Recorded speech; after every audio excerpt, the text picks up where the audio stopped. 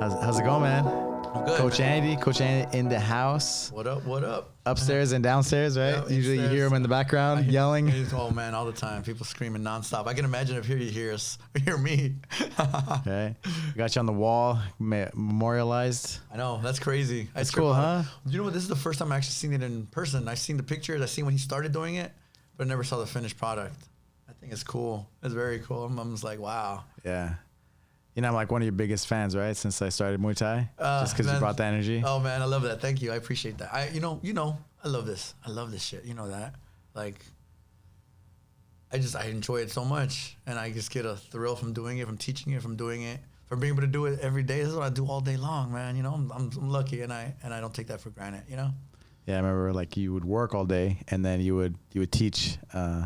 You would teach after work. Yeah, so I'm a machinist by trade. So when I was at Sidyotong, when I first met you, I was working from 5 a.m. to 5 p.m. And then I'd go straight to the gym. And I trained from 6:30 to 9:30 every day. And when Crew Walter wasn't there, I was teaching a lot of the time. Right. And, you know, people thought I was the coach for sometimes, you know, but because I was running so many classes. Yeah. But, you know, I loved it. And you started pretty much after work, and you'd go till the end, right? Yeah, every day. I was there every day, Monday through Friday. On Saturdays too. If I had a fight, we were at fight camp, you know, 3 hours, and Saturdays also, you know. Yeah. But I was working. And then Saturdays, I remember I would train with you Saturdays because you would. Those were the best days. Saturday was a fight camp day. The sparring, yeah. Yep, sparring, pad work, sparring, running every day. You know, I tell my people, you know, you just run. That's what you do. If you run, I mean, if you're gonna fight, you got to run. You know, regardless of what. So we would run every day before we train. That's how we do it in Thailand. You know, they just run every day. And I've got some people doing that now. Some of the girls are getting ready for fights again, and so like everything's opening back up. So we're starting to get that back going again. So you know, I think I fell in love with Sidyotong and Walter and the energy that we had at the gym. You know, there. Yeah. And you were like, yeah, you're one of the big pieces. You know, just like love and the heart, like training hard, but like it was like good energy. You know. Yeah. No, I really appreciate it. And I'm glad that people see that, because that's how I feel about it. You know, dude, I was tired. I mean, I would go 4 o'clock every day, and I would be like, you know, 18 hours later, and I'm like, I can do this now. So I was like, hell yeah, you know, I got hyped up and ready to go. Yeah. You know, it got me going, and then getting other people going really helps too. You know, and the great energy. You know, everyone's working hard and everyone's pushing, and everyone's pushing each other to do more and do better and get better. You know, and so that was a great vibe for sure. Yeah. I brought some like UFC guys with me. Do you remember that? Like Rio Shonen. Do you remember that? Yes, I remember. I remember at first I didn't know who it was, and then you're like, "Oh, this is the last guy to beat Anderson Silva." It wasn't Rio Shonen, was it? Yeah, Rio Shonen. It was Rio, yeah. And then I remember Walt gave him a little knee or something, right? Kneed him a couple times. Right. What did he do? He gave him the elbow, a knee to the rib cage, right? Right. Like you know, he like he's like, oh, like this, yeah. And he actually knees you in the rib cage. You know how many times Crew Walt sprained or fractured my rib. I mean, it's a big deal, right, for us, like, because you grapple and stuff, and I would always get bruised like rib cages and stuff from sparring from Muay Thai, you know, and then when you grapple, it tightens up, right, and then you can actually pull the muscles in between, right? Right. And that takes forever to heal. Yeah. No. Yeah. Well, I mean, I get it. Like, you know.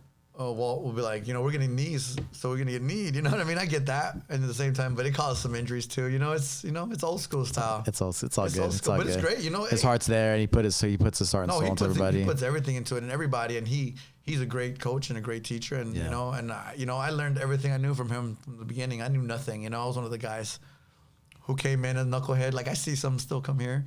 You know, like. They come in, I didn't know anything. I thought I was badass. I fought in the street all the time and never lost and like, you know, whatever. And then you come into when people actually know how to fight, then you're like, wow, I don't know anything. And you're like, this, you know, nerdy looking guy that's, you know, as you think will beat my ass. You know what I mean? And then I think that all started the transformation in my brain with things like, you know, when you're out on the streets and stuff, you see some dude that looks badass, you're like, oh, this was bad. Like, you know, he's probably scary. He probably knows how to fight, but a lot of times they don't. Right. You know, that's why they got to hang out with a bunch of people so they can all not know how to fight against you. But when it's numbers, you know, only so much you can do, you know?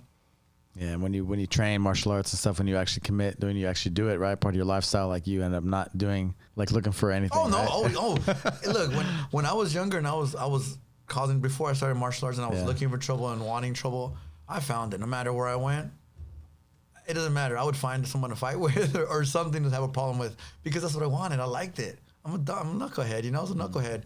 But I could probably count on one hand, not even all my fingers, the times I've had to fight somebody or do something in the street.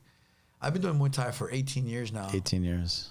And the times I've had to do something in the street, and not because I wanted to or I looked for it. It's like I had to like help out a friend or something was going on that I had to like intervene and get involved.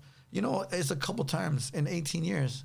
That used to be my Thursday, Friday, Saturday, Sunday. Like we would get all fucked up and we'd go out and we'd fight most of the time. Just like, that's what we did. You know, I mean, I not proud. What could go wrong, huh? Yeah, what could go wrong? And then next thing you know, it's like getting arrested and you're going to jail. And then what happens is that you end up, it's like the same thing over and over again. You're like, well, what's the common denominator here? And then you realize, well, it's you being a knucklehead, and like obviously the drinking and the drugging and partying aspect doesn't help. That all leads to that, you know? Before that, you're good. But once you get all wasted, then things change, and when things you think about, you know, your perspective changes. That's why you're around that, right? And that's what people do. And so you kind of copy that behavior. Oh, right? yeah. And you're around, someone stares at you, like, well, what's up? And then that becomes a big thing because there's other people in the same position as you. But also, you know what I think also is as young, as where you're young, you don't know better. Right. I didn't come up doing martial arts. I didn't come up doing any sports. I didn't come up with discipline like that. When I was young, I really like stayed away from that on purpose because I didn't want that, because I wanted to do whatever I want. I knew what I'm doing. I'm gonna do whatever I want. But now I see that would have been very, very beneficial for me as a younger person to start.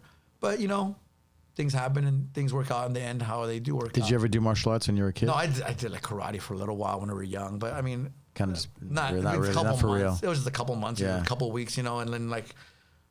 I think my dad got a night job or something. He couldn't take us anymore, so we had to stop. But nothing ever serious. Serious. No, I never did any martial arts, any type of training. I skateboarded. You know, that was all. And when we skateboarded, we were drinking and smoking and doing all that stuff too. You know, I mean, it's not like who got you into Muay Thai? How did you end up at Walters? I ended up at Walters. I was a tattoo shop down the street. Remember I don't know if you ever knew there was a Brandon, I think his name was. Yeah, he used to work down the street. Yeah. And he would train there, and he had some cards there. And one of my friends getting a tattoo, and I just saw the card, and I remember. Muay Thai was a thing I wanted to do ever since UFC 1. I was like, I want to do Muay Thai, even not knowing really much about it. And then it just came up, and my brother had started before me, and I was like, hell no, he's not gonna do this before me, you know? And so I started training and then never looked back. But also on like Bloodsport, I like Paulo Tosha, he's like, I know him now, you know? But watching Bloodsport as a kid, and he was Paco, you know, he was the Muay Thai fighter. Yeah. I don't know what it was, but I really liked him. I wanted him to win, like as a kid. I didn't know what he was or the type of fighting. I understood it was Muay Thai at some point, but I didn't know anything about it.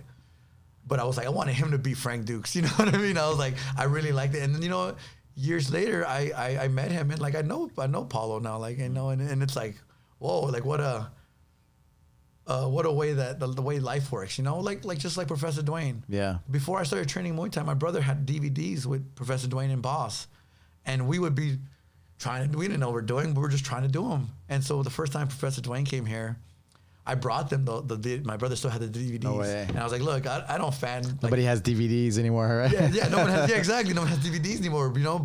And Professor Dwayne, I was like, look, I'm a fanboy for a second. I don't do that with anybody, but these are what started us doing Muay Thai. And Professor's like, That's wow, crazy. Those are the first ones I ever did. And I'm like, how did that work out? Like even like Sensei Boss used to come to the gym with Amir and you know, sparring. So I remember Boss from way back then. Yeah. And like now I call them my friends. Like I can text Professor Dwayne. Yeah. Every time I see Boss, like Boss loves me. Boss great. I love Boss. Like he's like legitimately like a super nice guy, hilarious. And every time we like do a seminar or do out of town to do a seminar or something, and we're all hanging, and he's just like, he's great. Yeah. Like the stories he has, he never runs out of stories, and they're just hilarious. Hilarious. I mean, we sit there and just listen, and I'm like, and then sometimes, you know, I look back and I'm like, how am I like hanging out with these guys? Like these are like the people I used to watch Boss. We used to be up till 2 a.m. because Pride was on at some crazy time. Yeah. And we're like trying to stay up because we wanted to watch Pride and Boss and Dwayne, like, you know, things like that. I'm like, we used to watch them like fighting and be like, wow, you know, looking up to them. And I'm like, I can call them my friends. You know, they're my coaches, my professors and all that, but I have a relationship with them, and that's just like still trips me out, and it humbles me, and I'm just like, wow, you know, like I owe it all to martial arts, you know. Yeah. Yeah. And the roads that all led to that, to me getting here where I'm at now, you know, just like starting to work here, the way everything worked out is just perfect timing. And yeah, for me, I mean, like the fact that you were in between, whatever, you were unavailable. I was like, man, are you kidding me? You know, it was. I was like, what? It was because I'm telling you, man, like I'm not making it up. Like that's how I felt. And I was like, oh man, he was the man. I remember when I walked in with Alex, you're like, Coach Andy. I was like, oh, cool. I was like, and I knew right then. I was like, oh, it's on. Like this is perfect. Like this, like perfect, like timing, placement, and it worked out great. Like I've been here 4.5 years now. No way. I think going Really? on 5. I think it's going on 5. No and the way. time's just flown by.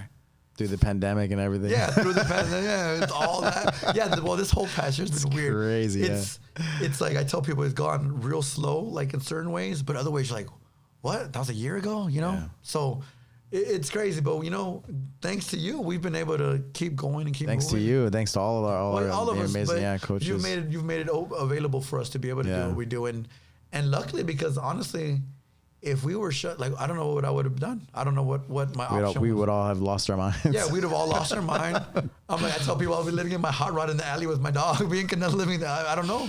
I'm like, I still have like my tools for machine shop and stuff, and I'm like, I'm at the point of wanting to sell them because I never want to have that as a backup plan. I don't want a backup plan. I'm like, I'm gonna figure it out, regardless. Like when we were shut down, I mean, I was doing privates. I was at a park 5 hours a day doing one person after another, going to people's houses, and it's a lot of work. Yeah. But I was like, I'm gonna find a way to do it because I've learned how good it is. This, you know, like money wise, all that's not important. Like it's like, you know, how you feel and what you're doing and how that makes you feel. And I feel great. I love it. I love it here, you know? Yeah. I love doing this, being able to do this as a living. Like, come on, you know, I never imagined being able to just to do this for a living, you know? Martial arts in general weren't very like high salary jobs that you're going to be a Fortune 500 billionaire. Yeah. You know, but we're billionaires in our hearts and our spirits. Yeah. I used to go to work 4 a.m. pissed off, angry at the world, and 12 hours locked inside of a building with no windows. And then I get out and I was like, oh, I couldn't wait to go out and like actually be able to do something that I enjoy doing. And now that's all I get to do, you know? And I love it. I love it. I just can't say that how much I enjoy being able to do this and how much I love being able to come here and try to help people. Yeah, I think it's a testament, right, that of our community, right, that even through the pandemics and all the shutdown, how many people were coming in and wanting to come in, right? How many people stayed active? How many people were doing Zoom? We had packed Zoom classes. I mean, people kept in touch and stayed connected because that takes time to build, and when you build that community, it's really, really important. Some people have fallen off, but it's understandable. You know, for sure. You know, it's been a year now, you know, so some people have fallen off, but the ones that haven't have been a deeper connection, and now we're starting new connections with newer people, you know, that have just signed up and just joined, because we do have a lot of new people. I know I do a lot of my program, especially in the evening class, the fundamentals. It's mostly new people, which is great. You know, I hope to see some of the older people that will come back soon. Yeah. But it's now we're building a new group of people and building them up and seeing all that, you know, them develop and get better and get confident and get strong and get technical and get good at what we do here, you know? Yeah. And I love it. You know, it's always no matter what, it's always a cycle. You know, people are going to come and go constantly. You've been in this for a long time. I have been too. So I've seen tons of people come and go. And they come back. Some never come back. Some come back years later and stay. Some come back once and never come back again, which, you know, it's fine. You know, people have lives and different things happen. And, you know, they got other things they got to worry about, you know, kids and family and all that. I get it. But we're here. We're here for them when they're ready, right? Yeah, when you guys are ready, we're here. Come back. All right. Yeah. No, definitely. Yeah. And I think some will. I think some people, there's still people that haven't come back that will. And you know, look forward to that, you know? Yeah, because you got those connections with those people and they're still there. You know, hopefully see them soon, you know? Yeah. You know, like you have a background, right? Like the you know, we do Bang Muay Thai, but we, you know, you have a background too, like the City of Tong, like the plum work, right? The clinching, right? Yes. I started to change the pandemic. Let's get away from that. I don't like talking about right. But it's a testament to like us, our relationships and our community, right? Like, man, they were going to let us go anywhere, you know? And the fact that they supported us like they did, man. No, it was I'm great. proud of that. You know, it was great. I'm No, really proud of that. Remember we were here that day when they were doing the riot. They were protesting up the street. We were all up here too. You know, that's like ready to go, defending the block. Defend the gym, the studio. You know, like we're here. This is our home too. You know, it's all of our homes, and so we're here to back up whatever we needed. You know. So the Muay Thai, switching the thing to the Muay Thai, so the plum wood, that's one of the things, like we was talking about the knees and stuff to the rib cage, you know, like, what's your favorite part of Muay Thai? Like in all the stuff that we do, you know, the Bang Muay Thai and the combos and. See, to me, like I came from Sityodtong, and we were very traditional Thai style, and you know, Thai style stadium fighting, it's knees and elbows is what scores the most, then kicks. Okay, I don't know that. And then punches is what scores, that's like lowest scoring. But for me, even with Crew Walt, I just naturally threw a lot of hands, like always. So I've always enjoyed that. And it's the Latino, huh? Yeah, it's like the Mexican. Look, the Mexican. Look, Mexican blood. Who's Chavez? See, I wore the right shirt. It's like the Mexican blood. I want to punch you, and I love it, you know, and I want to be in the pocket, and I really enjoy being in the pocket. And you hit me, but I'm going to hit you back a bunch of times, you know. I really enjoy that aspect. And so that's why when I started with the BMT, I feel like I really flowed right into it, because it is more hands. Obviously, we're kicking and kneeing and all that stuff too, but I felt like I progressed naturally into it. Because even when I was fighting, I would switch southpaw, and Crew was like, don't go south. Like, you know, he's like, you know, you stay in your stance and you do this. You don't do, like, you know, why are you going to go? But I would switch my stances, and I would do things that he would say don't do. But I would just do them just because they felt natural, you know? And now I like have a reason or a why and a time and a when to do them. For like, you know, I'm doing this to make you do this because I'm going to do that. And so then that's what I really, really enjoy about the BMT system, that like Professor Dwayne says, like, it's like a video game. We're controlling the video game. So I'm going to do this because I know you're going to do that after that. And then I'm going to get you at this. And so it's like, you know, the levels, the progression and that's the things that's when you start getting those next level stuff. Like, I know if I throw a jab, you're going to jab me back. I know that because this is natural. Like, I jab you, I get you with a good jab. You're like, oh, I'm going to get him back with a jab. And I know you're going to, so I'm going to pull him in the cross. And then boom, I got you on that. You know, the cross is going to hurt a lot more than the jab, you know? So stuff like that professor really ingrains in us, and he repeats. He's like, monkey see, monkey do. That's what he says a lot. Monkey see, monkey do, because that's what happens. I kick you in the leg, and it hurts. You're like, I'm going to kick you in the leg back to show you, I can do that too. And so I know that. Yeah, so then he's so cerebral. And so I'm ready for that counter, and I know what you're gonna do, and I'm gonna counter your counter before you even did it, you know? And so I love that. I love that mental aspect. Yeah, you said cerebral. It's a very thinking man's sport. Because you've been around a lot of the traditional Muay Thai fighters from Sityodtong, right? Oh, yeah, and other guys that have come through, you know? And I'm curious to hear from you. For me, like, you know, I know MMA, and, you know, of course I've been around a lot of striking coaches too, you know, but one of the things I appreciate about, you know, Professor Dwayne, you know, I call him Sensei Dwayne, you know, is just his mindset, his cerebralness, you know, you know, how he calculates it, you know, like if you do this, I do that, like a game of chess, you know, it definitely it's like Muay Thai chess. No, definitely. That's how I feel. And once you get to a certain level, that's how it becomes. And even in real traditional Thai style, like the real high level guys, they're playing chess also, but they're just doing it in a different way, you know, like they're you know, you're gonna pump, you're gonna fake, just make you think I'm gonna kick, and then I'm gonna knee instead. You know? Right. So they're very high level guys. Of course, the real high level guys, you know. And I think that fits in, and that's one thing that the Professor Dwayne really instilled, is that the mental aspect.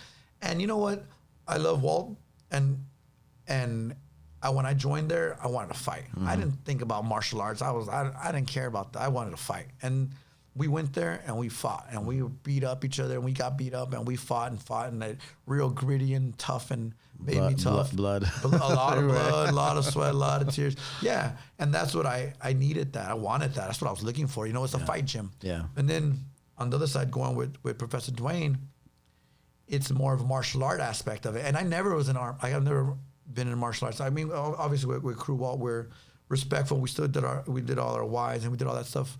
But with Professor Dwayne, since he's come up with so many other martial arts, it's different. And in the last, you know, since starting with it, I've changed the way I think, the way I act, and it's because of martial arts, you know. And now I feel, before you would ask me, like, I'm a fighter. That's what I would say, you know. And it took a long time to like let that go. Like you understand that. Yeah. Like it's hard. Like you associate yourself like, I'm a fighter. That's what I do. That's what I love. That's what I am. And everything you do is for that. And then whether you get to like older or you get hurt or you injuries and you can't, and you know, even years after, you're still like, I'm a fighter. But then it takes time. It takes more time for some people than others to like finally accept like, no, I'm not a fighter anymore. Like, well, now, it's you know, you're a fighter, but it's bigger than just fighting. yeah, right? no, and it's bigger than that. It's not just about fighting. Right. It's about you're becoming wiser now. yeah. See, that's what age. Yeah. I'm getting old. That's what happens when you turn 40. So so then that's where the martial arts aspect for me comes in, because like I said, I was never into martial arts. I never cared about all that. Like bowing, it's not that I didn't care. I just was never really ingrained. I was never in that world so much, you know. And now I really feel it. And now I'm like, I'm a martial artist now. Like and I'm proud of that. And you appreciate that. And I'm proud of that, you know. Like like I love fighting. I love to be able to fight. But you know, I've accepted that time is gone, and like you know, you only have a certain time frame to do anything like that. When I came up in jiu-jitsu, it was like the fight days, right? Fight club days, yeah. you know, and so like, you know, things have evolved a lot, you know, and I appreciate like just the culture, right, that you have inside the gym, because that's what allows more people to train and to benefit from the training, right? Oh, for sure, yes, definitely, yeah, 100%. And one of the things that when I do podcasts of Hoist Gracie, you've had Hoist Gracie, all these guys, all these legends, right? I'm in the same city. The Hoist Gracie was like, Hoist Gracie, Boss Rutan, Dwayne Ludwig, Dwayne Bang. What am I doing? You're just hanging out.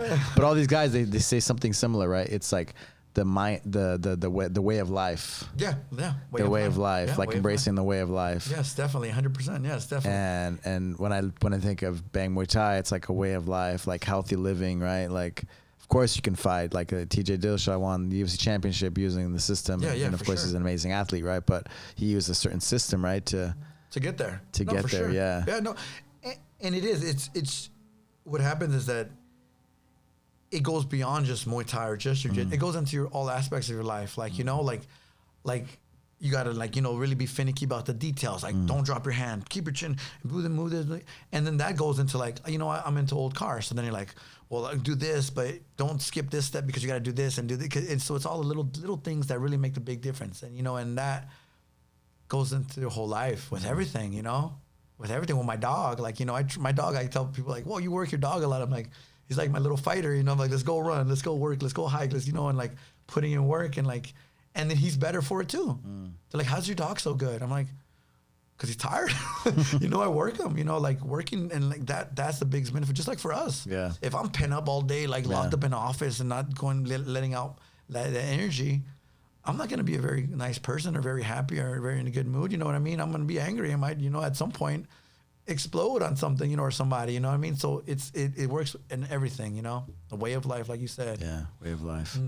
Like the Bang Muay Thai too. Like I appreciate I think we've talked about it before, but just like you can gain this skill set, like the spacing, the space management, the movement, right? All without like, you know, Dutch style, right? Yeah. Dutch style Muay Thai, you know, bang, you know, with all those things, the drills, right? With all the drills that we do.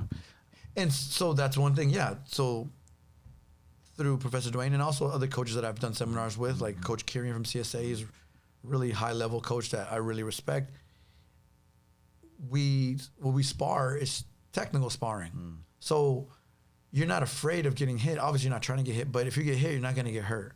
I mean, for the most part, you know what I mean? If someone has a fight, then yeah, but you know, we're drilling, we're touching, we're hitting, we're not going full blast. We're not kicking the shit out of each other because then you're injured, then you can't train the next day. You know what I mean? And what's the point of that? Or you hurt your hand on somebody's head because you hit them so hard, then you can't train because your hand's messed up now. So we still get the timing and the rhythm and the motions and the movement, which transcends into real life when you need it, if you need it. You know what I mean?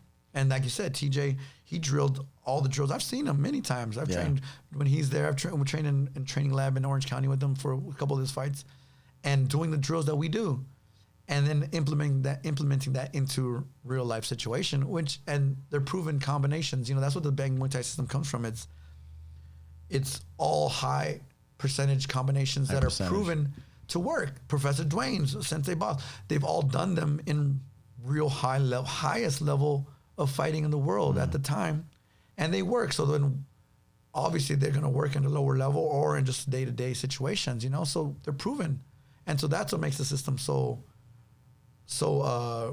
respected, I think, that people understand that, well, he has videos of him doing this drill on somebody in a fight. Yeah, other amazing. We have Mike Tyson on the wall, right? But he has like different, like the sour combo. Yeah. No, for sure. Yeah. And we high percentage combos. And like most of our drills are named after someone who is either their style of their fighting or something that they actually love to do when they fight. And so obviously they work too. You know what I mean?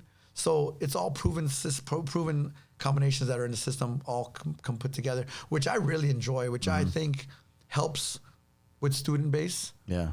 And it helps seeing a progression, and it helps to be able to know that you're getting better. You know, when you start learning things more and more and getting better at them, even when you know the combinations, keep doing them. And then, there's other things, the little details, like I said, the little intricate details that you start doing, and you're getting better, and then it gets even better, and it gets cleaner, it gets crisper, it gets more fluid, and that's what we're trying to achieve. Like, the martial arts is always trying to achieve perfection, but you're never going to get there. Yeah. So it's a lifelong journey, a lifetime of trying to get better. And see, that goes into me now, like every day, like I come in, I train people, I go do TACFIT because I want to get better. I train Muay Thai, and I'm not training for a fight. I'm not training for anything specific. I'm just training for life. I'm training to be better than I was yesterday. I'm training to be better than I was earlier today. Do you feel like you're fight ready if you need to fight? If I need to fight, hell yeah. I would love to go fight.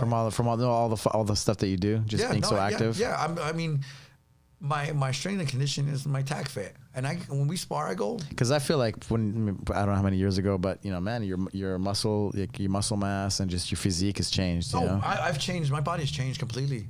I'm in TACFIT now. 3.5 years. Oh yeah, my body's changed completely, and I feel I'm in better shape like right now than when I was fighting, like cutting weight and like I'm in better shape right now than when I was after a fight camp and ready to fight. You know what I mean? That's just my natural walking around weight. Yeah. That's crazy. Oh, and I'm over 10 years ago since I fought. I'm 41 now. So yeah, I feel great. I mean, I feel the best if I've ever felt. My shoulder, I forgot my shoulder used to hurt. Yeah, you used to have all these injuries, right? Your shoulders. Torn rotator cuff. I have 3 herniated discs in my low back. My back, I mean, you see how much I do. You see it. Yeah. I'm here every day. I mean, I'm kicking, you're doing everything. I'm here every day I get here a little bit before 8 o'clock, so 7:45-ish, and I'm here till 1. And pretty much the whole time I'm sweating. You know what I mean? Whether I'm teaching or I have a client, or if I'm taking class or sparring or doing bag work, like in between clients. And your lower back, your shoulder. No, I'm good. Like, I mean, you see my car's 90 years old. It rides like a 90, 90 years old. 1931. 1931. So, wow. Our suspension's come a long way since then. And it rides rough. And I've driven that thing 5 hours in a day. And I couldn't do that before. I couldn't even drive. Tell me about the car. Is it a car club? Yeah, we have a car club. Yeah, we have a car club. It's called Bedlam Car Club. And it's 6 of us. So I had to take the moment and shoot some TACFIT gear with that with their car. And so we're always there. It's always parked in front of like the TACFIT sign. I'm like, man, you got to take a picture with this thing. It was perfect. Those shots came out great. Yeah. So we're a traditional hot rod car club, which means they're all built in a certain time frame, with whether it's 50s to like early to mid 60s style. So that means like the wheels and tires, the engine and transmission. It's all like my car. I have it all like early 50s, like 54, 53. So my engines are like the newest part on this 1953 Mercury flathead motor. Oh, okay. And then the transmission is 39 Ford transmission. I have a Model A rear end. And so all the stuff, because my car was built back then, and so I've left it with it had original hot rod parts that people like, that are like sought after. Like to build their cars now, but that car was built like that then. So and that's why I like, and it looks rough and tough and like it's patina, how people call it, the paint's not great, but that's what I like. That's like me. Like, I'm not trying to be like pretty and like, perfect. I like it rough and tough. Like, I drive, and if it was like all painted nicely and stuff, I couldn't drive it as much as I do. I worry about it, like leaving it out there. Or I'd go to the grocery store and people are like, whoa, like you drive? I'm like, it's a car, like nothing, it's meant to drive. So I drive the shit out of it. I drive it so much. But so there's 6 of us, and we all have like Sims. Yeah, you have your truck still. And, yeah, I have my truck that I drive most days, but I drive the hot rod a lot too. When I first got it running, I was driving it every day. Yeah. So that's why there's so much, but it's 90 years old. You know, you don't want to wear it out too fast. Yeah. So we have similar taste in our cars, and so we gather on the weekends and we help each other work on cars, or we go on cruises. We set up meets. We set up like we're doing one next weekend, and we're gonna go to Point Magoo. And then cruise around there and meet up with some other people and hang out. And, you know, with like-minded people, it's like people from the gym, you know, like you throw open mat and people gather that are into that, and you hang out and talk and you have things in common. And so, yeah, the guys in the club are great. Like all of them are great. They become really good friends of mine. And I knew one of them, I've known him for 5, 6, 7 years before this, but we've just gotten closer. And so it's cool. It's great. It's community. See, like the gym, it's community. Yeah. And through the car club, you meet more people and other people that are into the same thing, you know? And so it's how did you guys come together? Well, there's a meet at Foster Freeze up here on Friday nights, and it's called the Valley Cruise Night. So we would all just be there all the time anyway. On Friday nights after class, I'd go over there and just meet up. Old school Latino thing, right? Yeah, like it's like it's just car thing. There's certain things like I do like some like lowrider cruises and stuff, and it's all like Latinos. Like I took one of the guys, Sean, to Highland Park with me because I live right down the street to York, and that was like a lowrider, and it was like he's like, whoa, I got some culture today, you know, and it was all like, but he saw things that he's never seen, like I know because I'm in that stuff. You know, you're driving this down the street, and it's like a family, you know, with their kids, and they're on the cars and they're having a great time. There's women driving their own cars and with their kids or by themselves, and like, you know, and so you see like on the corners people are parked, and it's like families that are all together, and like those kids are gonna grow up having cars or wanting cars or being in that lifestyle, because from the outside looking in, especially low riding even hot rodding in the 50s when hot rodding first started, there was like those rebels, those damn hot rodders, you know, causing trouble, and like there was the hooligans and like the bad guys, and so like that's something that low riding is kind of taking, like all the cholos, but it's family. Like there's bad people in everything, you know, people are looking for trouble in anything, you know, but for the most part it's family, and like in its culture, you know, and you see that, and like when you're I wasn't brought up like in that. My parents never, you know, my parents, you know, they worked their butt off to give us a week. Need it, you know. We didn't have extra money to buy a car to work on, like an old car, you know, especially. So when I started, did you have uncles or any? No, any people that when you were a kid? I was the first one in my family to have an old car, no and way. When I was 16, I got my driver's license right before I turned 16. I couldn't wait to drive. You know, I was driving since I was like 14, and my dad gave me a Toyota pickup. 1980 Toyota pickup, and now that truck will be worth some money. Wow. But I was fine with it. I was driving it, and it was like, you know, kind of beat up, but it was good. It was a good truck, and I sold it, and I bought a '65 Galaxy. My dad's like, "What are you doing? Like, you know, this is an old car. Like, I was driving to the Valley to go to school every day from South Central, so he's like, oh, but that's where it started. I was 16. Where'd you grow up in? South Central LA. Where in South Central? On Slauson and Western, like Denker and Slauson. Yeah, right by the swap meet. The Slauson swap meet, what people know most of the time. Okay. Yeah, I grew up there. My parents are still there. You know, still there. So, I was the first one to get an old car out of the family, and my dad always worked on our cars. Like my whole life. It's funny because our whole life we never took a car to mechanic ever, like ever. Whether it's because we didn't have the money for it or whatever, but he would have me out there giving him tools, and like it'd be night, but like that was their only car, so we had to get it ready for the next day for them to go to work. And I hated it. Oh, I would be like mad. I'm like, oh, he's like, give me this wrench, give me this, and then he would always want me to clean everything afterwards. And I was like, why do you clean it? It's gonna get dirtier afterward, like when we use it next time.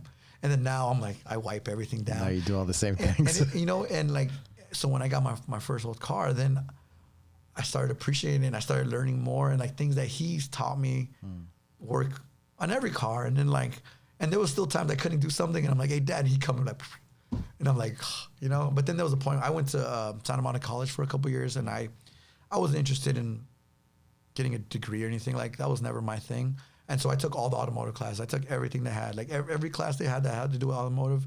I took everyone. And in high school, I was in the back of the class, not paying attention, you know, reading magazines or talking, you know. And when I went to an automotive class, I was in the front of the class. I was like answering everything, getting A's and 100% everything, because it is interest to me. And my first passion was cars. And that's what I thought I was going to be, is building cars and like working on old cars. That's how you became a machinist? Yeah. And well, started doing that? No, then I started seeing like, I mean, just like everything, things that we do now too, you know, people like, oh, hook me up, give me a discount. And it's like, it's hard to make a living if you're giving them a discount. You know what I mean? And so I started seeing that, and then like how, and at the same time, you got to pay your dues. So like, you got to work on new cars before you can start working on old cars. I'm like, new cars have no style, they have no soul. It's, you know, I had no interest in that at all. So that made me kind of pull away from working on cars for other people. But then machining was a way to still be able to work with cars and on cars and make parts for cars that are for me, or for like a friend that needed something. I could do that too. You know what I mean? So that's how I got into that. But yeah, no, I love it. I still love cars. You know, when I was fighting, I still had cars, but there was years that I had to like kind of take off because, you know, crew was like, well, what do you want to do? You got to focus on one. Like, you know, I stopped skating for a while because I remember there's times where I would like fall and I hurt my elbow. He's like, you skateboard? Yeah, skateboard. And like I hurt my elbow. And he's like, well, what are you gonna do? Are you gonna fight or are you gonna skate? Like, and I get that. Yeah. If you want to be successful and at one thing, you got to focus on that. Yeah. You can't be doing everything, because then how long is it gonna take? Or you're never gonna get that good at any of them. You know what I mean? So, but I've always had cars and I've always worked on them. And like now I have more. Now since I'm not fighting, I can be on cars all I want. So it's fine. And skating too. I started skating again. You know. Now I'm scared to fall, but you know, I can do all that stuff. You can fix it with TACFIT. Yeah, do you have tools in your toolbox? I have tools in my brain, you know? Yeah, no, see, yeah, so TACFIT, like, yeah, it all goes back. When I say I do something and my back is kind of tweaked on my shoulder, I feel like I know things to do to help it, whether it fixes it right away or not, but it's helping and it's leading into me getting better and rehabbing myself. So that's one thing. The more I've done it, the more the mental aspect I've gotten of TACFIT. And like the things I remember Robert would say, or you would say, I'm like, what are you talking about? Like, but it's like that mind and body connection. Now I understand it, and it's like focusing on that, you know, in order to do that, and it makes more sense. Obviously, I had tons more to learn too, but I enjoy it, and I enjoy the process of learning and getting good at it. I feel like I'm pretty good at it now. Yeah. And I enjoy trying to get better and better, and I still look forward to when we can do a cert in person, so I can do that. Hopefully this year. I would love to do it in person. I know me. I won't do it on Zoom. I know that, and so I won't. It's tough, you know. You know, it's tough, but it's pretty cool to see people from all over the world to come together. That's a cool thing that a lot of. But these guys are, But I don't. At first, I don't have a laptop. First of all, secondly, I'm never on the computer very much. So like, especially to sit there at home. At home, I get distracted. My dog would come, and I'm like, oh, I'm gonna walk over here, and I'm gonna get something. And then next thing you know, I was like, oh, you know. So I know myself, and so I want to do it in person when we have a group of people. It is cool. I've seen like the Zoom calls and the meetings, and how many people from all around the world, and that's very cool. You make a lot of connections. You meet new people and different people that are different aspects of life, which is all very cool and very interesting too. But yeah, so I hope one day to be certified, but it'll happen. Hopefully this year. For sure. Hopefully this year, for sure. I love it. I love the challenge. I love the push. And like, you know, I come in there and I'm ready to go. I love it. It gets me hyped up. I get ready to, you know, to work off of that. It's giving me a bit more understanding, right, in the warm ups and how to do things. Like 100%. I see some of you it's changed, switch up some of the stuff. Everything. Yeah, there's things like holding pads. Like, you're not using your shoulders. You're not shoulder pack, right? Yeah. Squeeze those elbows together and that engages your lat, and that makes huge difference. It's all the same principles. From when I used to hold pads before, it's a huge difference. Helps you understand the biomechanics of everything that you do. Of your body and with everything, with everything. And it's crazy because even like working in a car, like before, I don't even think about it. Like, oh, hunched over, and then like, oh, why does my back hurt? You're like, well, because look how you're standing, look how you're sitting. Like, so now I'm more, it's being aware. I think it makes a big thing. It's being aware of how you're sitting, how you're standing. If you're gonna bend over, okay, then let's try to do something a little different, maybe, you know what I mean? Or only for a certain amount of time, then like, you know, stretch out, do some things, warm up, do something different, then come back to it instead of trying to 8 hours being bent over the hood of a car. Everyone's back's gonna be messed up after that. You know what I mean? I mean, sometimes, right, like you don't have the mobility to squat down. Yeah. So that's why all the mobility and all that stuff comes into play. I can do a deep squat now. I was like, whoa. And I remember I couldn't do it for a long, long time. Yeah. And now I can go boom. I'm like, wow. You know? And like I fall in love with the flow class now. Like you come every Thursday night. I avoided it for so long, but now I enjoy it. Like I took like a month off. I was like super busy with clients, and I was like, but then I was noticing, I was like, oh, I'm a little tight. And so then 2 weeks ago when I came back and I left, when I got out of my car, I was like, wow, I feel great. I was like, and then I was like, it was that flow class. Like I felt great. Yeah. And then of course I came back the next week, you know. So it changes like your body. I don't know. It's like a massage. It releases the tension in the body that you're overusing or underusing or whatever. And using a lot, because I mean we're training all day long, every day. So I mean I felt great. It's like wow, and it's like you forget how you can feel good. You're not supposed to be in pain. You're not supposed to be hurting and things. For me, that was like the hardest component of TACFIT for me, like those flows and stuff. And then it's funny that for Grappler's Toolbox, I did the flows because it did the most for me. Yeah, no, it did the most for me. I get that. And, you know, I'll be drenched in sweat after that. Like, you know, crazy. And it's like, if you walked in, you're like, oh, what these people are doing? Like, oh, barely moving, they're not doing anything, you know. But it's a work, and it's a mental workout too, because you got to be like the way you're moving and the focus on your intent, and then the intent, and like certain movement now, like when you like hit your leg over and you come back around and come down onto that, and like you want to land like soft, not just like gunk because you're falling over, and like control of the body. Control move, all that stuff is like clicking with me now, and I'm seeing that, and I think it's cool. That improves your Muay Thai, that improves everything, right? Dude, it improves everything. It improves everything. Cardio, my breathing. I mean, you know, my breath is like also like it's amazing. Like bag work. I mean, for sparring, for pad work, everything.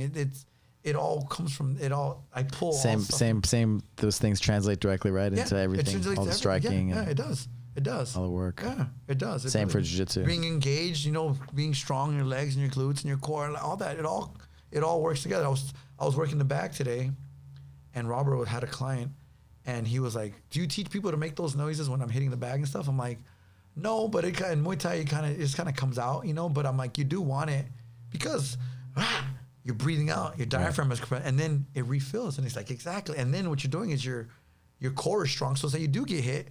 Your core is contracted, so you're not going to get hurt. You know what I mean? Like, that's what you need. You have, you know, so all that works together. It's all the same thing, you know? And so, I love how it all works together. You know, I really enjoy that aspect of it. And putting that into that and that, you know? I love it. I love it. Yeah, the flow. What's your favorite tool in TACFIT? You know what? I love the club bells, but I want to get more into the maces. I like, the maces are cool. You know, just because they're new, right? Yeah, because they're new. Because they're new. That's why it's something different, something new to learn. Come and do the cert with us. When it's going to be on Zoom. Me and Robert are going to do it. We're going to do it together. Oh, yeah? So we can all do it together. When? April, end of April. End of April, yeah. Beginning of May. Oh, maybe I will. It's like a Friday, Saturday, Sunday. Oh, okay. Yeah, the times that we've done it, I love it. Yeah. It's different. Just because it's the weight is so far away. Yeah. And so you have to move differently, and it works different muscles. Like just like the couple exercises I've used it for, I'm like, oh wow, I enjoy it. But I love the mace. I mean the club bells. I mean, the club bell. You can do so much with just one, let alone if you have two. You know what I mean? Like I love it. Like I mean, I like me personally, just like me. I'm like hyper, and I'm like bouncing off the walls and stuff. I like the EMOMs. I like the AMRAPs. Like, I like the ones where we're pushing, we're going hard. I like the high intensity days, like, and get sweaty and get your heart pumping. I really enjoy those days to like, because it's mental push. Because it's easy, like, especially 20 rounds. You know, 10 rounds in, you're like, oh, I'm tired, I should stop. You're like, no, round 15, you're like, let's keep going. Yeah, it's crazy. It's not a lot of time, right? It's like, no, we do 20 minutes of work. 20 minutes, yeah. And people don't understand that. They're like, 20 minutes, like, I'm like, dude, I'm drenched. And I got a great workout, full body workout where you feel good for the rest of the day, you feel right? great. You feel like I started like when I'm done there, I'm like hyped up to keep going because you know, that's over at 10. I have a client at 10 usually, then I have class at 11, and then sparring at 12. So that's 3 more hours, and then like all that's still flowing, the blood flowing, like the good energy, like the intensity is coming from that still, you know. And I enjoy that. I love that. It's like we got all the right stuff here, right? We do. We have a great place. I tell people like, yeah, I work here. But we have everything you need. Like, you know, we have all the weights you need, honestly, that you need. TACFIT is amazing. We have kettlebells with Professor Joe. We have obviously the highest level jiu-jitsu with you guys. And then we got Muay Thai with me. Like, I mean, we have everything you can want, you know? And we have judo with Professor. We got you. The car. You're a piece of the car club. Yes, Parked in the front. Parked in the front. See, like, we have everything. We have everything here. Like, everything, someone who's serious about martial arts or fitness can want is here. And wellness, right? Health and wellness. Yes. And if you're into one or the other, whether you're into, the physical aspect, just the training, the more you do it, then you start, oh, let me try a jiu-jitsu class. And then, oh, let me try more. And then the martial arts part comes into it too. And vice versa. If you're just, I only just Muay Thai. That was it. And like, then you start adding other stuff to it. Like, oh, wow, this all helps. And you get a lot of feedback, right? Where people, they do jiu-jitsu, but then they start doing Muay Thai, and then their leg work or their footwork, whatever, just their body starts to move a little bit different, a little better, and it improves their jiu-jitsu, right? Oh, yeah, for sure. Like, yes. I remember Serge was the one that really told me that at the beginning, and and not only told me, but I saw that. Yeah, no, Serge. And it's from training Muay Thai. Yeah, Serge he's real detail oriented with that footwork, stuff like that. He's really good with that stuff. And yeah, all that is transferring a weight and shifting your body one way, and that all works when you're on your feet or on your back or on top of somebody. That all works together, you know. Yeah. TACFIT, the shifting of the weight with the club bells. The weight's over there, you're over here.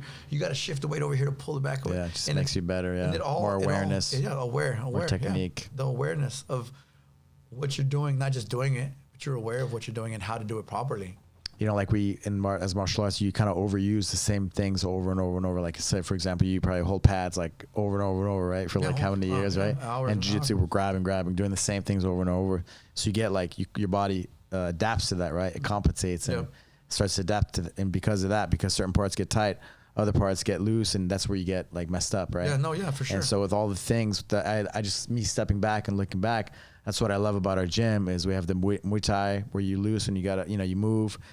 We have the TACFIT, we have the jiu-jitsu. So between all the three things, it's so versatile. No, definitely. That we're moving in all the different ways. Every which way, yeah, not just one way. We're doing all, for sure. Doing different things, right? I remember you told me before I even started working here, we had talked about me doing TACFIT because my back was so messed up. And you were telling me like, in grappling, we're always here. In Muay Thai, we're always here. Yeah. And like, well, what about this? And opening up. And that's so important. Which something I never... Right, those tables, right? Like our tables, they're still tough for me. Like they are. They're tight. But I'm way better than I was.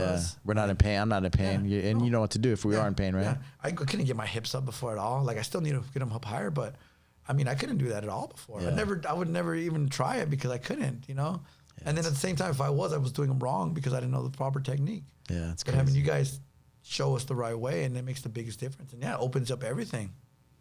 Yeah, like age is a number, right? Like, okay, 40s, but you're doing, when you're in your 20s and you're not paying attention to those things, right? For sure. Like you're better now than when you were in your 20s. I would kick my. Like I am. I would kick my when I was fighting. I would kick my ass, and that was 10 years ago. 11 years ago, 15 years ago.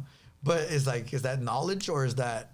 It's everything. You're obviously as you age, you learn and you learn things more and you do things smarter because you learn that you got to pay a price at some point for it if you're not. Yeah. Yeah, like the science. There wasn't the science there before, but now it's like proven, right? Like this is the way. This is the right way. Mm-hmm. Less is more, right? And at the same time, like you said, the science is like the more information we're getting about the different martial arts or different techniques, then that's how we can learn to use them properly. Like I said, like the sparring, like we used to spar hard every day. I mean, I tell people they don't understand. I mean, black eyes, nose over here, busted. Yeah. I would walk into work limping, my eye hanging. They're like, "What are you doing?" They're like, "How much money do you make?" I'm like, "I pay to go to this." And they're like, "What?" I got tough as hell. Like, come, man. Well, that's fine. It's fun, man. But now knowing and learning the more information about CTE and brain trauma and how technical sparring and drilling can benefit more than actually going and punching the shit out of each other every day. I mean, there's a place for everything. Right, there's a time and place for everything. But you don't have to do that every day, right? I don't. I feel barely. I feel like you don't have to. And there's a lot of high level guys now. I think Max Holloway, his last fight, he kicked. I forgot who he did great. And he said he didn't spar at all the whole time. Robbie Lawler too. Robbie Lawler. Yeah, he's saying that too. He's like, I know how to fight. Like, I guess so. Maybe you needed that until you're at a certain level, and then you just need to tune everything up, fine tune all your timing, your movement, and all that. You don't need to take any more damage until you're getting paid for it in a fight or whatever. If that's your job, you know what I mean. But if it's not, then how much do you really need to get hit in the head? You know what I mean? Yeah. Like I've lost enough brain cells. I'm good. I'm good. I think I made it up good enough. I'm fine, but still, I don't want to risk more. You know what I mean? Yeah, we used to have like a fight team, and I put up so much time into that, and I don't know, like I kind of got a little bit bummed out because you start seeing people getting punchy. And, Oh no, you know, for sure, no, definitely. From it is what it is. Yeah, right? no, It's a tough game, right? It's a tough game. It's the life, you know. That's the life that we chose, and if you stick it out and you do it that way, you're gonna pay a price. You know, we all do. We all have to pay a price in some way. You know what I mean? But yeah, if you never stop getting punched in the head, you know, you're paying for it. You know. But I think the bigger picture for me now is like, it's not just the fighting, but it's like the lifestyle, right, that it gives you. Like the community, the training, the healthy living, right? We end up kind of eating better because we want to feel good when we train. You want to feel good. You're like, oh, you're getting abs. Like, oh, let me make sure they pop out more. Let me eat better. And then like you eat cleaner, you better, you work out, and it all goes together. Yeah. That's like when I first started training with Crew Wall, I was partying and doing all kind of shit, and then I would have to pay for it because then the next day these guys are fresh and got their 8 hours of sleep. I crawled out of bed because I only got a couple hours of sleep and I was drunk or who knows what else.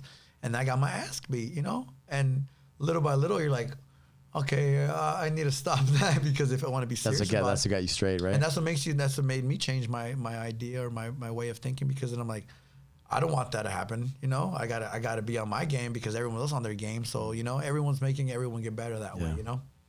And and being a healthy life, you feel better, you look better, you are better. Feel better, you are better, right? Mm-hmm. Yep. How many years have you been teaching? I've been here for almost. Been teaching 5. overall. I don't know. I don't. Back in. I don't remember when City of Tong. I don't remember when I.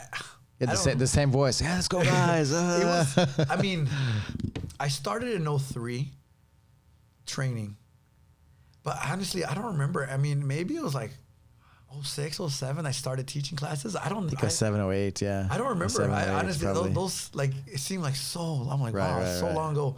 But I don't know, and it was like little by little, and then boom, just like engulfed in it, you know? What are some of your favorite moments of teaching? Oh, interesting. Well, you know what, for me, it's always been like the most memorable is when you got someone who started from nothing, like no experience at all, and then they got to be to a certain point where they can fight, and they fight, and then they win. Like, you know, obviously they are thrilled, but like you as the coach or even assistant coach or whatever, like, that's like a super proud moment to like be a part of that, because like, you know what it feels like. I know what it feels like, but a lot of people don't. And like that feeling of all that hard work, like, I mean, the grinding of a fight camp and the mental part of like people, like they facing their fears, right? Yes. You're like, I mean, no matter who you are, you think like, what if this dude's, you know, training harder than me? What if this dude's stronger than me? What if this guy kicks my... and all that goes through your head the weeks leading up to it, and you know the guy's face. You see it when you go to bed. You're trying to go to bed. You toss and turn because you're like, shit, like, what if this guy's training right now? Or what if, am I going to... You know, all that stuff, all that mental aspect that people who have never done it have no idea about. And then to get through that and get through all the physical part of it, I mean, because the physical part is horrible too. Like, you're pushing yourself, you're exhausted, and you got to come back the next day again. And then the next day, and the next day. And then to be able to get through all that and then go and like the fight is the fun part. Like that's the best. Like I lived for a fight. I'm like, I felt great. Like, and then you win and then like, you know, people cheering and people clapping. Like it just, I mean, you can't explain it. And I think that feeling keeps people going a lot too. You know, that feeling that. It's addicting, right? It's addicting. Yes. It's like the best drug ever. Like, you know, and then, you know, having people cheering for you and all that's great. Like your team, your students. I love too, like when like Muay Thai, just because it's it's very amateur, right, compared to like a UFC or MMA, like, you know. But everybody comes together. For when there's fights, you know. The whole gym, the whole team, everyone's team supporting you. Everyone's there with you, you know. And that community. See, it all goes back to that, you know. And it's that energy and community that you get from everybody there. And there's, you know, I remember. Like, you know, there's people's kids are like, oh, can I have your autograph? I'm like, what? Why am I going to give you? But like for that kid, it's like a huge deal, you know? So like, all right, you know, like it doesn't mean anything like after that for you know, but like for that kid, you made that kid's fight day, you know? He's like, you're my favorite fighter. You're like, what? You know what I mean? Like, what? Like, huh? Like little kids have said that. I'm just like, what? Like, oh, you know, and that makes you want to, and that makes me want to be nicer and better, like, and like be like, have them have a good experience. Like, imagine the kids like, oh, you're my favorite. I'm like, shut up, kid. Like, you know, that you could you could ruin that that kid, the whole impression of fighting or of anything. Like, you know, it could lead to so much. And that's a big thing that we have as the instructors too. Like sometimes we don't think about it, but you know, one day it can make the hugest difference in somebody's life. Yeah. You know, it could. One day someone's, you know, down or a kid shows up, he's real like shy and scared and has no self-confidence and they come in here, which is already a big step. Yeah. You know, come in here with people scary. They don't know what's going on. They don't know anything. And to be able to like help them learn and grow and get better and feel good and be confident. So many people in the gym, like I've seen just grow and they're just like confident and strong and like the way they talk, their whole personalities change for the better. You know what I mean? Like that's huge. Yeah. And where do you think that comes from? That you have such a big heart and like, man, you're all in. Like, I mean, you have Muay Thai tattooed on your hands. Like, I'm not going back. You know, where does that come from? Like just that, like heart, you want to help people, like that passion, you know? Well, see, like I told you, like, where do you think that comes from? That was like when I started, I just wanted to fight. And I think just being surrounded by the people that I'm surrounded by, and you get like the positive reinforcements from some people, and then if you feel good, and then when people are seeking that from you, then you want to give that back. I think. And I never, like I said, I never planned on like being who I am now. Like as if I was a 20-year-old kid, as a 20-year-old, I would make fun of me, like, oh, that guy, like, you know, because I was a knucklehead, you know. I thought I was bad. You think being in the streets and getting arrested is cool and like all that crap. Like that's stupid, you know. Like I was telling somebody recently that I remember out going to court. I used to go to court a lot, and you know, I'm not proud of it, but I remember when they stake out your files, and I would think I was bad because I had like the biggest, like that's my file. I had like the most arrest or the most, you know, things that they had written down about me, and I thought I was like, but like to the other people in jail think that's cool, but they're dumbasses too. Like, you know, they're not making the right decisions. Also, like, you know, that's your peers, and so like being around people who are positive and have like actual good qualities to share and to give. I think that's what's like, it's just bled onto me, you know, like grew up, he's badass, he's tough as hell, but great person, great heart, big heart, caring. He'll give you committed. He'll give you everything. You know what I mean? He gave us all, and I see it now, like how much it takes, especially having a gym full of fighters. I mean, that's a lot of work, and he's there, and it's grinding, it's work, and it's damaging on, you know, on him, and he's taking impact all day, every day, and he has to give out the energy, and like, you know, so now I understand that, you know. So, you know, like I said, I never thought of it. I'm gonna be a positive role model and be nice to everybody. It just became, you know, it just all this like led into that, you know. And like I said, Professor Dwayne, again, we're going back.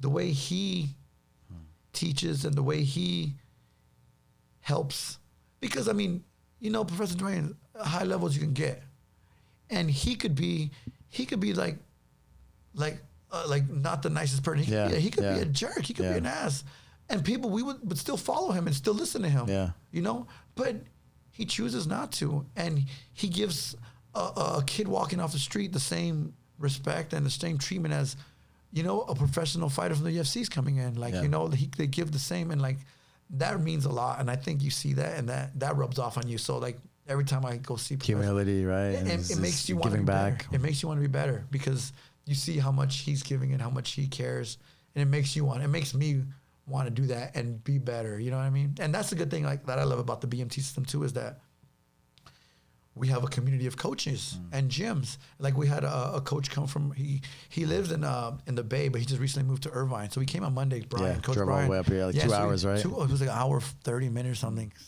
It's not that much traffic right now. Usually from Orange County it's 2 hours. 2 hours, yeah. But he came, and then the Friday before that, Jason, one of the guys from San Luis Obispo, came, and he's come several times. Yeah. And like, so, you know, it's like no matter where you go, we always have somebody like that we can reach out to. Or I've been to several of the BMT affiliates gyms, and it always feels like home. Yeah. You know, it always feels like home. When if I go to Denver, it feels like home, and everyone's just welcoming, and the community of coaches, we have groups that we talk to each other, and we people ask questions and people talk to each other and say, oh, like I do this and this and that. And they're like, oh, well, I do it this way. And you're sharing the knowledge and your experiences of what has worked and what hasn't worked. You know, like what if I'm trying this? Like, oh, you know what? I tried that and that led to exchange, that. You know, exchange and so information. exchange information, and we're all in the same industry, in the same world. So it's very beneficial, and it's great to be able to help each other out and share that with each other as coaches, but also that helps we share that knowledge with the students. Pay it forward, you know? And so it's a great community. I love it. I love that we have that. Like if I go out of town, I can probably find a gym somewhere that's someone that I know that I can go train with or train with or under, you know what I mean? Yeah. And learn from, like regardless of who it is, you can learn something from them. And that's something that's been instilled in me is you can always learn something from somebody, you know what I mean? Like whether it's what you do or you don't, whatever, I don't do that. But if you actually take the time to listen and pay attention and actually listen, not be like, oh, this guy is, you know, you can learn something. Yeah. You know, even if it's one thing, then that's one thing that you didn't know before, or one thing you got better at. And that's worth it as it is, just that, you know? Yeah, for sure. Yeah. You grow, right? Always stay humble and have that open mindset. Yeah, you got to be humble. And be open Akko, brother Akko, always be humble. Be humble. He is like the nicest, most humble person. He's a great example of that. He is a perfect example of a martial artist. He's been martial arts for 30 years or something, 40. It's a long time. Yeah. And he is the nicest, kindest, most giving person. Like, you know, like, and he'll do, you know, if he can help, he will help. Like, you know, regardless. And a great person. And so stuff like that, it makes me want to be better too. It makes me want someone to be able to say that about me someday, you know? And be like, oh, that dude, you know, he's legit. And he really, you know, helped me out. He really went out of his way to help. And I would love that. And at the same time, that's how, you know, once we go, you know, then that's what stays behind is what people remember you by. Yeah. And I never used to think about that. I'm like, what you give, right? Yeah, what you give, what you give to people that they remember and they feel and they legitimately made a difference in their life, and they ever share that and like, oh, you know what, this is what he told me, and then there's your legacy, you know, it keeps going, it keeps going from that. And like I said, I never plan on. I was like, I don't care, I'll die and burst in the ball of flames. Who cares, you know, like not care, not leave anything.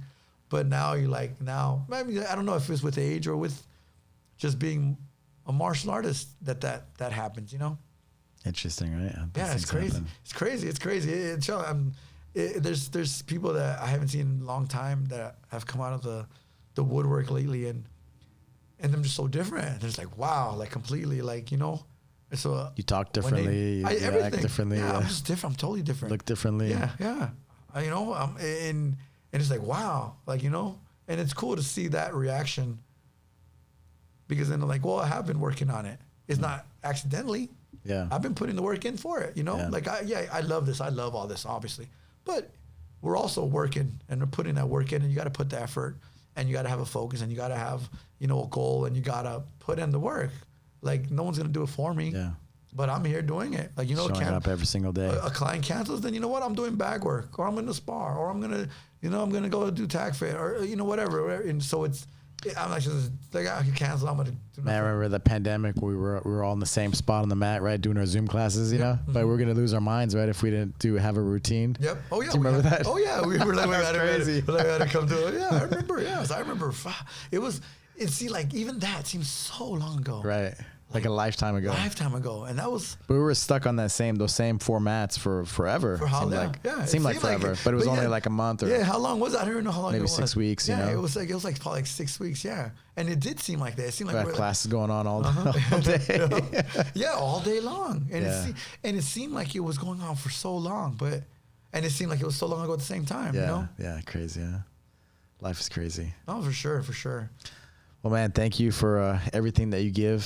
You know, thank you every day. You give so much. I appreciate everything. Thank you. I'm a fan. You know, I'll say it again. You know, just like I appreciate just all that you give and the energy you give off and how much you give to everybody. You know, I'm inspired. You know, and I love hearing your voice and screaming at everybody and the hype that you always bring every single day. You know. Well, thank you. I really appreciate that. I appreciate that, Professor. I know I look up to you, and I put you way up here. You're highly, highly respected in my eyes. So that means a lot coming from you. All right. I love you. I love this place. You know. I'm lucky and I'm blessed, and I don't take that for granted. You know, I come in. I love you so much that we had a painting painted of you. Okay. Well, I fucking. I'm still blown away with that. I'm like, whoa. I was like, nah, my man Andy, Coach Andy. I'm blown away from that. But that's awesome. Next to Mike Tyson. I know, right next to Mike Tyson. Like, wow, man. I'm like, whoa. But some of my jiu-jitsu heroes, you know. Yeah, well, I took a picture. We have that one picture of us. That was great. Jeff Clever, yeah. Jeff Clever. That was like great. You know how many people commented on that? They were like, "Wow, they loved it." Yeah. No, I'm super humbled and blessed, and I don't take it for granted that I really do appreciate being here. I appreciate having this place, legacy, the Bang Muay Thai system, Professor Dwayne. Like, I love all this. Everything we have going here is great, and it's made my life better. It really has, and I thank you and appreciate everything. Thank you, brother. Thank you.